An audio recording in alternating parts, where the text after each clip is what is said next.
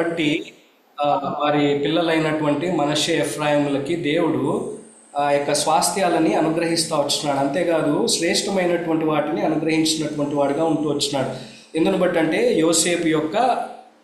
యోసేపు దేవుని పట్ల చూపించినటువంటి ఆ యొక్క శ్రద్ధను బట్టి, లేకపోతే విధేయతను బట్టి ఆ విధంగా దేవుడు వారికి శ్రేష్టమైనటువంటి వాటిని అనుగ్రహిస్తూ వచ్చాడు. ఇక్కడ మనం గమనించినట్లయితే చూడండి 3వ వచనంలో, మనష్షే మునిమనముడును, జాషువా చాప్టర్ 7:3, మనష్షే మునిమనముడును, మాకీరు ఇనుమనముడును, గిలాదు మనముడును, హెపెరు కుమారుడునైన ఎవరు సెలోపెహేదుకు కుమార్తెలే గాని కుమారులు పుట్టలేదు. అతని కుమార్తెల పేర్లు మహాలా, నోయా, హోగ్లా, మిల్కా, తిర్సా అనునవి.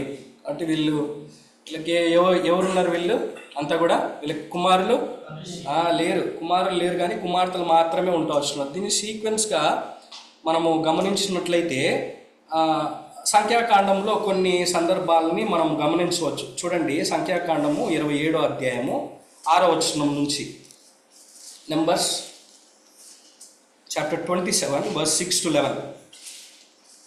సంఖ్యాకాండము 27వ అధ్యాయం. And the Lord spake unto Moses, saying, The daughters of Zelophehad spake right.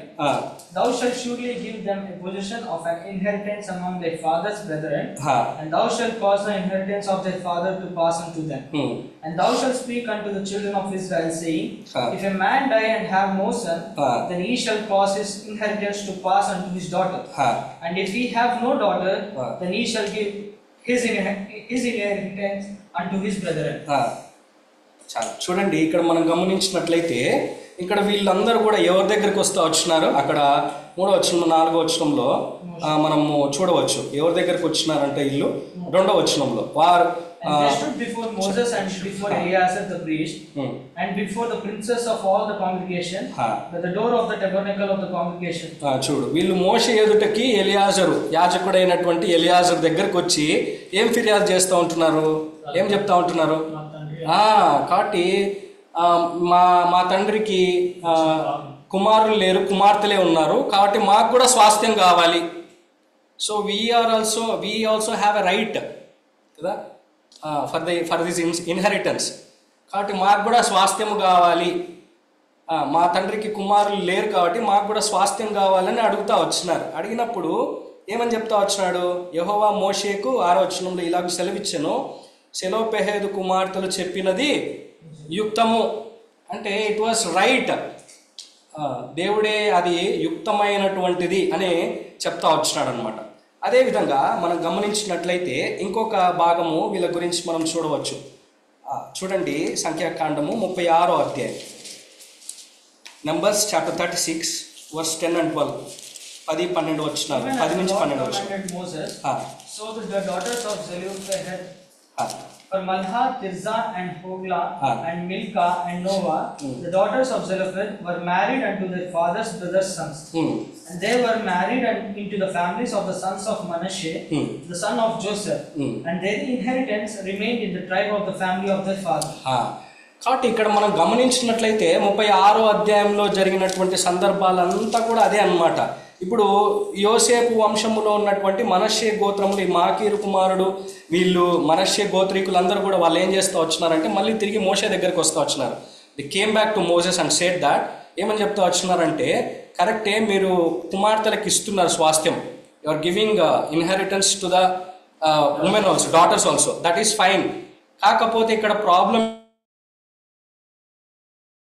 ఏంటంటే ఇప్పుడు వాళ్ళు ఎవరినో పెళ్లి చేసుకుంటే ఏమైపోతుంది? ఈ స్వాస్థ్యం అంతా వాళ్ళది అయిపోతుంది, వేరే గోత్రం వాళ్ళకి. వీరు వేరే గోత్రీకులను పెళ్లి చేసుకుంటే if they marry to another tribe, so all this inheritance will go to, అది మంచిది కాదు కదా. ఇప్పుడు మాకు ఇచ్చినటువంటి సమానమైనటువంటి ఈ స్వాస్థ్యం అనేటువంటిది మాకే ఉండాలి కదా. ఇప్పుడు దీనికి మీరు ఏం చెప్తారు అని వీళ్ళు ఒక ప్రశ్న వేస్తూ వచ్చినారు, ఒక వాదన కిందకి తీసుకొచ్చినటువంటి వారిగా ఉంటూ వచ్చినారు. They came to Moses regarding this question. అప్పుడు మోషే తిరిగి దేవుని దగ్గర కనిపెట్టినప్పుడు దేవుడు ఏమని చెప్తా వచ్చినాడంటే వీళ్ళు ఏం చేయాలని చెప్తా వచ్చినాడు? వీళ్ళు ఆ ట్రైబ్లో ఉన్నటువంటి వారినే పెళ్లి చేసుకోవాలి. ఈ కుమార్తెలు అనేటువంటి వారు ఎంతమంది ఉన్నారు? 5 మంది ఉన్నారా? వీళ్ళు 5 మంది ఉన్నారు. వీళ్ళు 5 మంది వాళ్ళు ఏం చేయాలి? ఆ తెగల్లో ఉన్నటువంటి, ఆ ట్రైబ్లో ఉన్నటువంటి వారిని పెళ్లి చేసుకోవాలన్నమాట. సో దట్ ఏమవుతుంది, ఆ స్వాస్థ్యం అనేటువంటిది బయటికి పోదు. కాబట్టి so God has given a condition there. అర్థమైందా? ఫస్ట్ ప్రామిస్ ఇచ్చాడు. Now what he has given? He has put a condition saying that you have to do this. What you have to do? You have to marry from the same tribe. So మనం ఎప్పుడైనా గమనించినట్లయితే మనం ఎప్పుడు కూడా ప్రామిసే చూస్తాం. Promise ముందు ఎప్పుడు కూడా కండిషన్ ఉంటుంది. There is a command before every promise. బైబిల్లో ఉన్నటువంటి ప్రతి వాగ్దానానికి ముందు ఒక ఆజ్ఞ అనేటువంటిది తప్పకుండా ఉంటుంది. కాబట్టి వీళ్ళు ఇప్పుడు ఏం చేసినారంట, చాలా చక్కగా ఇక్కడ రాయబడుతూ వచ్చింది 11వ వచనం 11th verse 36:11. సెలోపెహేదు కుమార్తెలైన Mahlah, Tirzah, Hoglah, Milcah, Noah తమ తండ్రి సహోదరుని కుమారులను పెళ్లి చేసుకుని వారు చూడండి 10వ వచనం, యెహోవా మోషేకు ఆజ్ఞాపించినట్లు సెలోపెహేదు కుమార్తెలు చేసిరి. అంటే they have obeyed to that command. అంటే వారు ఆజ్ఞకి ఏం చేస్తా వచ్చినారు అది. So God has given a one covenant. దేవుడు ఒక నిబంధన వాళ్ళతో చేస్తా వచ్చినాడు. ఏమని? మీకేం చేస్తా అన్నాడు? స్వాస్థ్యం ఇస్తా అన్నాడు. But with that covenant God has also put a command. So if you want to claim that covenant, లేకపోతే ఆ నిబంధనని మనం క్లెయిమ్ చేసుకోవాలంటే what you have to do? You have to follow that command. మొదట కూడా ఒకరికి ఆజ్ఞ పెట్టాడు. ఎవరికి? ఆదాముకు పెట్టాడు ఆజ్ఞ కదా. ఏమని పెట్టాడు? ఈ దీంట్లో ఉన్న అన్నీ కూడా నేను తినొచ్చు, కానీ ఒక్కటి మాత్రం తినకూడదు కదా. ఏది? మంచి చెడల తెలివినిచ్చేటువంటి వృక్ష ఫలాలని మాత్రం, మిగతా ఏమన్నా తిను నీ ఇష్టం, యూ కెన్ ఎంజాయ్ ఇట్ కదా. కానీ ఏం చేస్తా వచ్చినాడు ఆదాం? ఏం చేస్తా వచ్చినాడు? అక్కడ ఏమని రాయబడుతుంది? ఆజ్ఞ అతిక్రమమే పాపము కదా. ఆజ్ఞని అతిక్రమించడం ద్వారా పాపం వస్తా వచ్చింది ఈ లోకంలోనికి. ఎవరి ద్వారా? మొదటి ఆదాం. కాబట్టి మొదటి ఆదాం ఏం చేస్తా వచ్చినాడంటే he was disobedient to God. కాబట్టి ఆజ్ఞని అతిక్రమించినటువంటి వాడిగా ఉంటూ వచ్చినాడు. దేవుడు ఇచ్చినటువంటి కమాండ్మెంట్ని త్రోసిపుచ్చినటువంటి వాడిగా ఉంటూ వచ్చినాడు. అందును బట్టి ఏమవుతా వచ్చింది? పాపం వస్తూ వచ్చింది ఈ లోకంలోనికి. పాపం వచ్చిన తర్వాత దేవుడు ఏం చేస్తా వచ్చినాడు? ఏం చేసినాడు దేవుడు? వెలివేసినాడా? ఇంకా ఏం చేసినాడు? ఇంకా పరిహారం చేశాడు. ఏం చేసినాడు? పరిహారం చేసి ఏం చేసినాడు? వాళ్ళకి జంతువు యొక్క యాడ్ నుంచి వచ్చింది అది. సో గాడ్ హ్యాస్ ఏం చేసినాడంటే ఈ సాక్రిఫైస్డ్ ఎనిమల్. కాబట్టి వాళ్ళకి బదులుగా, వాళ్ళు చేసినటువంటి పాపానికి బదులుగా ఏం చేస్తా వచ్చినాడు? దేవుడు ఏం చేసినాడు? ఒక జంతువుని చంపి దాన్ని తీర్పు తీర్చి వాళ్ళకి ఏం చేస్తా వచ్చినాడు అంటే వాళ్ళకి ఏం చేసినాడు? ఆ షేమ్ వాళ్ళకి ఏమొచ్చింది? పాపం చేయడం ద్వారా వాళ్ళకి ఏమొచ్చింది? షేమ్ వచ్చింది, సిగ్గు వచ్చింది. సో వాళ్ళు బయటికి రాలేకపోతారు బికాస్ ఆఫ్ సిన్. మనం ఎప్పుడైనా చూడండి, because of sin we will be put into shame.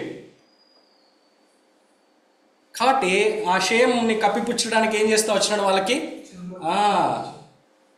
He made a coats of skin కదా. ఆ యొక్క చర్మపు చొక్కాయలని వాళ్ళకి తగిలించినాడు. కాబట్టి ఆ కడపటి ఆ యొక్క ప్రథమ ఆదాము ద్వారా, లేకపోతే మొదటి ఆదాము ద్వారా ఈ లోకంలోనికి ఏమొస్తూ వచ్చింది? పాపం వస్తూ వచ్చింది. కాబట్టి అప్పుడు ఆదాములోంచి వచ్చినటువంటి మనం అందరం కూడా ఏమైనా ఏ భేదమునో లేదు, అందరూ పాపము చేసి దేవుడు అనుగ్రహించు పొందలేకపోతున్నారు. కాబట్టి ఎవ్వరికి దెర్ ఈజ్ నో డిఫరెన్సియేషన్.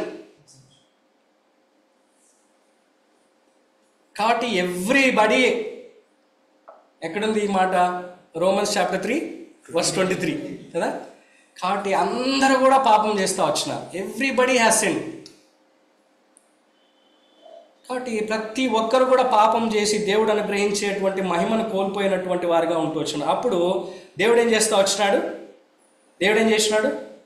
దేవుడు యేసుక్రీస్తు ప్రభువారిని, తన ప్రియ కుమారుడైనటువంటి యేసుక్రీస్తు ప్రభువారిని మన కొరకే ఏం చేసినాడు? ఈ లోకానికి పంపించినాడు. కాబట్టి ఆ యొక్క జంతువుల బదులుగా ఎవరు బలవుతా వచ్చినాడు? ఈ లోక పాపాన్ని మోసుకొని పోవు దేవుని గొర్రెపిల్ల ఆయన. ఇదిగో లోక పాపమును మోసుకొని పోవు అది. కాబట్టి God's lamb, he became a God's lamb. కాబట్టి తన ప్రియ కుమారుడైనటువంటి యేసుక్రీస్తు ప్రభువారిని లోకాన్ని పంపిస్తూ వచ్చినాడు. ఆయన ఏ విధమైనటువంటి మాలిన్యము లేకుండా, లేకపోతే ఏ విధమైనటువంటి అపవిత్రత లేకుండా, అంతేకాదు మనం యేసుక్రీస్తు ప్రభువారి యొక్క జీవితంలో మనం చూసుకున్నట్లయితే ఆయన పదే పదే చెప్తా వచ్చినాడు. ఏమని చెప్తా వచ్చినాడు? నేను ఎవరి చిత్తాన్ని చేయడానికి వచ్చినా అది. So he wanted to do what father has told to him. తండ్రి ఏమైతే చెప్పినాడో దాన్నే చేస్తూ వచ్చినాడు. తండ్రికి విధేయత చూపిస్తూ వచ్చినాడు కదా. ఎక్కడ రాయబడింది? హెబ్రీలకు రాసినటువంటి పత్రికలో ఉంది కదా. ఆయన విధేయత చూపించడం బట్టి ఆయన ఎన్నో శ్రమల గుండా వెళ్తా వచ్చినాడు అనేటువంటి విషయం అక్కడ రాయబడుతూ వచ్చింది. చూడండి, హెబ్రీలకు రాసినటువంటి పత్రిక, హెబ్రీ 5వ అధ్యాయము 10వ వచనం, 9-10. మరియు ఆయన సంపూర్ణ సిద్ధి పొందిన వాడై మెల్కీసెదెకు యొక్క క్రమంలో చేరిన ప్రధాన యాజకుడని దేవుని చేత పిలువబడి తనకు విధేయులైన వారికి అందరికీ నిత్య రక్షణకు కారకుడాయను. 7. Who in the days of his flesh, when he had offered up prayers and supplications with strong crying and tears unto him that was able to save him from death. 8 ఉంచు. ఆయన కుమారుడై ఉండి తాను పొందిన శ్రమల వలన ఏం నేర్చుకున్నాడంట? యేసుక్రీస్తు ప్రభువారే తను పొందినటువంటి శ్రమల ద్వారా విధేయతను నేర్చుకుంటూ వచ్చినాడు. అంతేకాదు ఆయన తన తండ్రి చిత్తాన్ని నెరవేరుస్తూ వచ్చినాడు. తన తండ్రి చిత్తానికి విధేయత చూపిస్తూ వచ్చినాడు ఈ లోకంలో జీవిస్తూ ఉన్నప్పుడు కదా. కాబట్టి ఇప్పుడు ఏమైతే వచ్చింది? పశువుల యొక్క బదులుగా ఎవరు మన కొరకు ప్రాయశ్చిత్తం అయితే వచ్చినాడు? యేసుక్రీస్తు ప్రభువారు ఏం చేస్తూ వచ్చినారు? తండ్రి చిత్తానికి విధేయత చూపించి, అందుకే ఏమంటూ వచ్చినాడు? చివరి మాటలు ఏమంటూ వచ్చినాడు? ప్రభువా, ఇది నాకు ఈ గిన్నె నా నుండి అయినను కదా. ఆయన చిత్తాన్ని చేయడానికి, ఆయనకి తండ్రికి విధేయత చూపించడానికి శిలువ వరకు కూడా శిలువలో కూడా ఆయన అదే చేస్తూ వచ్చినాడు. తండ్రి చిత్తాన్ని నెరవేరుస్తూ వచ్చినాడు, తండ్రికి విధేయత చూపిస్తూ వచ్చినాడు. కాబట్టి యేసుక్రీస్తు ప్రభువారు ఆ విధంగా విధేయత చూపించడం ద్వారా, ఆయన కల్వరి శిలువలో చేసినటువంటి బలియాగం ద్వారా మనకేమవుతా వచ్చింది? ఆయన చిందించినటువంటి రక్తం ద్వారా మనం ఏమవుతా వచ్చినాం? మన పాపములన్నింటినీ కదా. కాబట్టి తద్వారా ఆయన కల్వరి శిలువలో చనిపోయి పాతి పెట్టబడి తిరిగి 3వ దినమున సజీవుడిగా లేస్తూ వచ్చినాడు కదా. దీన్ని ఏమంటారు? దిస్ ఈస్ కాల్డ్ గాస్పల్ కదా. ఇదే సువార్త అంటే కదా, ఇదే సువార్త అంటే. కాబట్టి దీని యందు విశ్వాసం ఉంచుట ద్వారా మనం ఏమైతే వచ్చినాం? నీతిమంతులంగా తీర్చబడతా వచ్చినాం, అవునా కదా. కాబట్టి దీని యందు విశ్వాసం ఉంచి, అంతేకాదు ఏం చేయాలంట? మనము విధేయత కూడా చూపించాలి కదా. చూడండి, రోమిలకు రాసినటువంటి పత్రిక 6వ అధ్యాయము 17-18 వచనాలు. 6వ అధ్యాయము 17-18 వచనాలు. ఏమున్నామంట?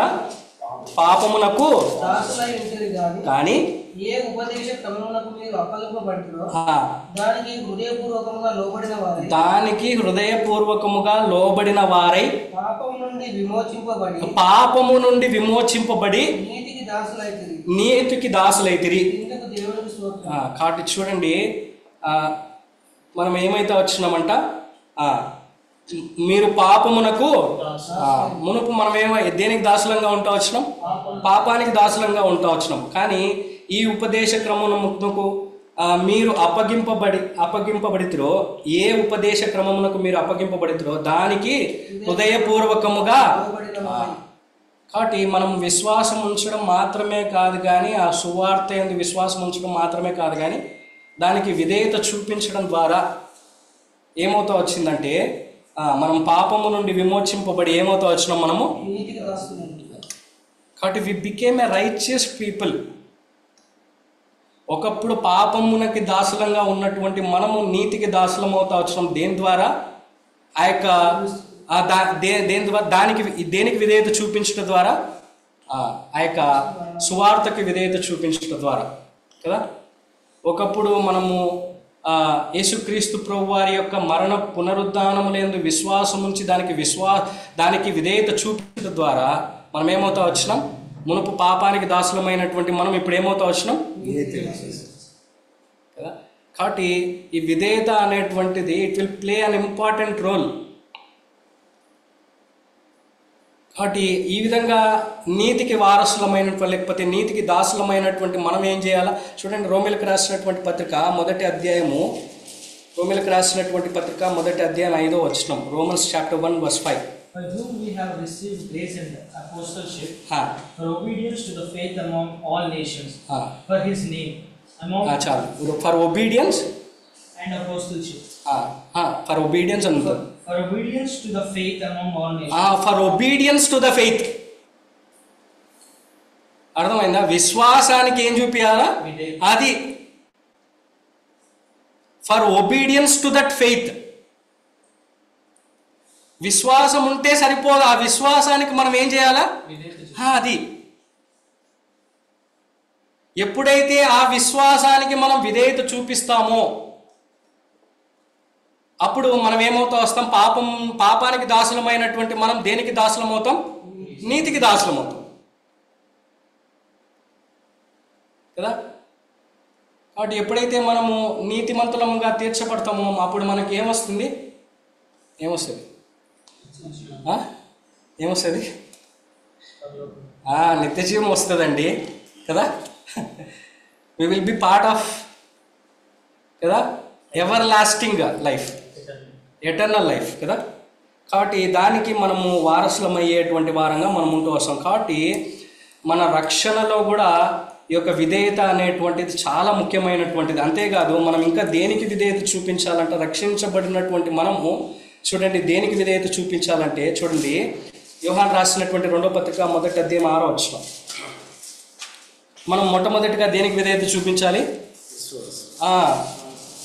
కాబట్టి దానికి విధేయత చూపించాలి. తర్వాత ఇంకా చూడండి 6వ వచనం, మనం ఆయన ఆజ్ఞల ప్రకారం నడుచుటయే ప్రేమ, మీరు మొదటి నుండి వినిన ప్రకారం ప్రేమలో నడుచుకుని వలనని అన్నదియే ఆ ఆజ్ఞ. కాబట్టి మనం దేనికి విధేయత చూపిస్తూ రావాలి?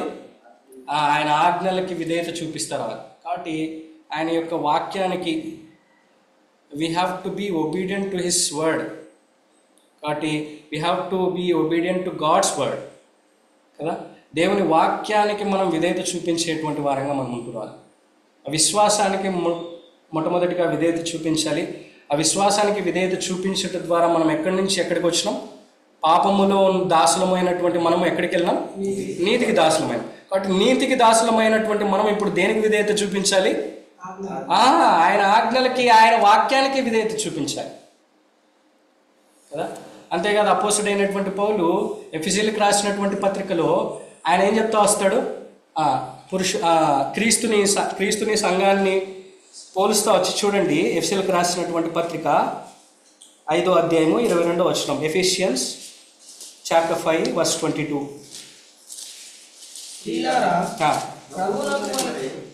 మీ సొంత పురుషులకు లోబడి క్రీస్తు సంఘములకు శిరస్సైన లాగున పురుషుడు భార్యకు శిరస్సైన క్రీస్తే శరీరముకు రక్షకుడై ఉన్నాడు. సంఘము క్రీస్తునకు లోబడినట్టుగా భార్యలు కూడా ప్రతి విషయంలోనూ పురుషులకు లోబడాలి. కాబట్టి ఇప్పుడు మనం ఏంటి? మనం ఎక్కడున్నాం?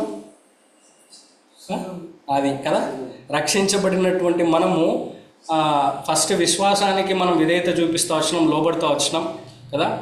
దానికి లోబడడం బట్టి మనం ఏమవుతా వచ్చినాం? పాపము నుండి నీతికి దాసులం అవుతా వచ్చినాం. తర్వాత మనం దేనికి విధేయత చూపించాలి? ఆయన ఆజ్ఞలకి లోబడి ఉంటా రావాలి. అదేవిధంగా ఇంకా ఏమని చెప్తా ఉంటున్నాడు, మనం ఇప్పుడు ఎక్కడున్నాం, ఆయన మనల్ని ఎక్కడ ఉంచుతా వచ్చినాడు, తీసుకొస్తా వచ్చినాడు, సంఘంలోనికి తీసుకొస్తా వచ్చినాడు. కాబట్టి సంఘముగా కూడా మనం ఏం చేయాలా, ఎవరికి లోబడి ఉండాలా, క్రీస్తుకు లోబడి ఉండాలా. కాబట్టి స్త్రీలారా, మీరు పురుషులకి లోబడినట్లు సంఘం కూడా ఏం చేయాలంట, క్రీస్తుకి, సంఘానికి శిరసైనటువంటి క్రీస్తుకి మనం ఏం చేయాలంట. కాబట్టి we have to be obedient to Lord Jesus Christ. కాబట్టి first we have to be obedient to that faith, then we have to be obedient to God's word, then we have to be obedient to Christ. So as a church we have to be obedient to Christ. కదా, మనము సంఘముగా మనము ఆయన క్రీస్తుకి మనం ఏం చేయాలా, లోబడి ఉండేటువంటి వారంగా మనం ఉంటూ రావాలి. కాబట్టి ఆ విధంగా లోబడినటువంటి వారంగా మనం ఉన్నట్లయితే మనము ఏం పొందుకునేటువంటి వారంగా ఉంటూ వస్తామంటే ఆ స్వాస్థ్యాన్ని కదా. చూడండి, అందుకే వీళ్ళు ఇక్కడ స్త్రీలు అని చెప్పబడుతూ వచ్చినారు, అవునా కదా. వీళ్ళందరూ ఎవరు, వీళ్ళు స్త్రీలు, 5 మంది స్త్రీలు. కాబట్టి దెర్ ఈస్ నో డిఫరెన్స్. ఎక్కడ చెప్పబడుతూ వచ్చింది అక్కడ, అది దెర్ ఈస్ నో డిఫరెన్స్ అని. ఎవరైనా కానీ, నాకు తెలిసి అంకుల్ ఇదివరకు చాలాసార్లు చెప్పారు. గలేషియన్స్ చాప్టర్ 3 verse 26 to 29 చూడండి.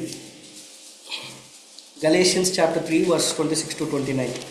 గల్తీలకు రాసినటువంటి పత్రిక 3వ అధ్యాయము 26వ వచనం నుంచి 29వ వచనం వరకు. యేసుక్రీస్తునందు మీరందరూ విశ్వాసం వలన విశ్వాసం వలన దేవునికి కుమారులై ఉన్నారు. క్రీస్తులోనికి బాప్తిసం పొందిన మీరందరూ క్రీస్తును ధరించుకుని ఉన్నారు. ఇందులో యూదుడని లేదు, దాసుడని స్వతంత్రుడని లేదు, పురుషుడని స్త్రీ అని లేదు. యేసుక్రీస్తునందు మీరందరూ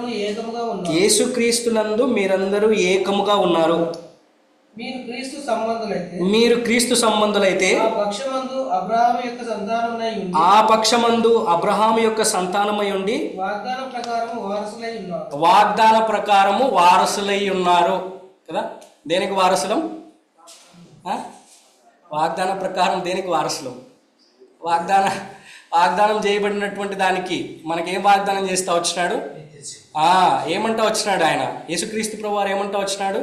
నేనుండు స్థలంలో మీరు కూడా ఉండులాగున వెళ్ళుచున్నాను, నేను మరలా వచ్చి మిమ్మల్ని. కాబట్టి దట్ ఈజ్ అవర్ ఇన్హెరిటెన్స్.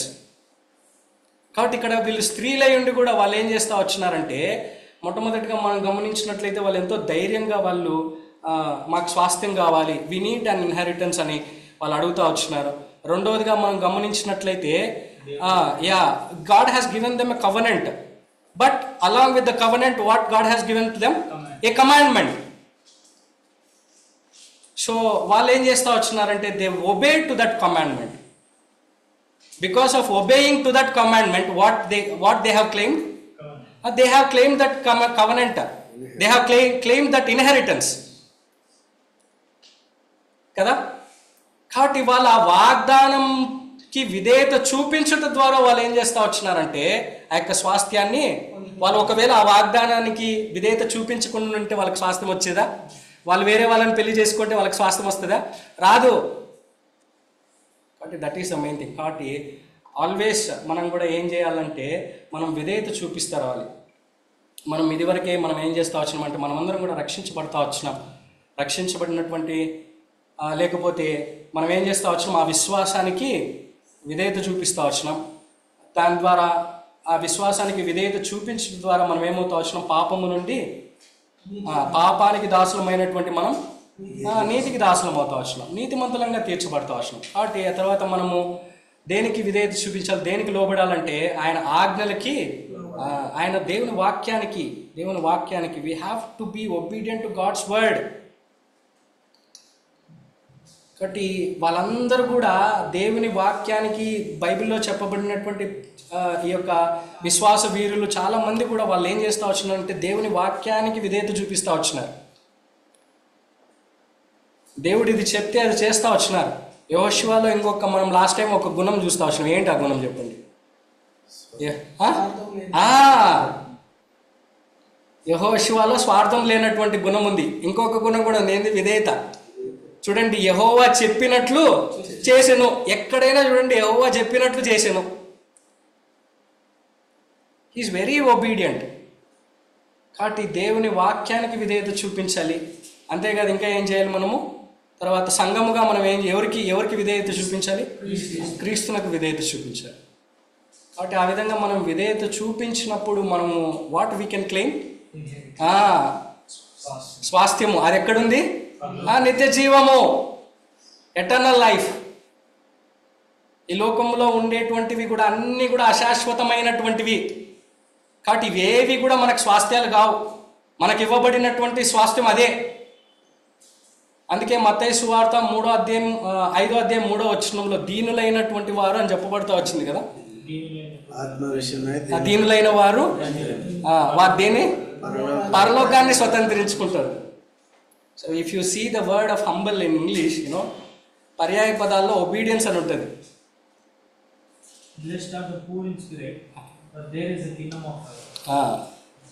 కాబట్టి 5:3 Matthew 5:3 Blessed are the poor in spirit. Heart is spirit, poor in spirit. Poor in spirit. Poor అంటే humble. కాబట్టి is the kingdom of heaven. కాబట్టి మనము ఆ యొక్క వినయము కలిగి విధేయత కలిగి మనము ఉన్నప్పుడే మనం ఏం చేయగలుగుతామంటే మనం ఆ స్వాస్థ్యాన్ని పొందుకునేటువంటి వారంగా. ఇక్కడ కూడా వాళ్ళు ఏం చేస్తూ వచ్చినారు? విధేయతను కనపరిచి వాళ్ళు ఏం చేస్తూ వచ్చినారు? స్వాస్థ్యాన్ని పొందుకుంటూ వచ్చినారు. కాబట్టి మనం కూడా విధేయత ద్వారా మనం ఏం చేయాలంటే ఆ స్వాస్థ్యాన్ని క్లెయిమ్ చేసుకునేటువంటి వారంగా మనం ఉంటురాలి. దేవుడి వాక్యాన్ని దీవించుగా ప్రార్థన చేసుకోండి.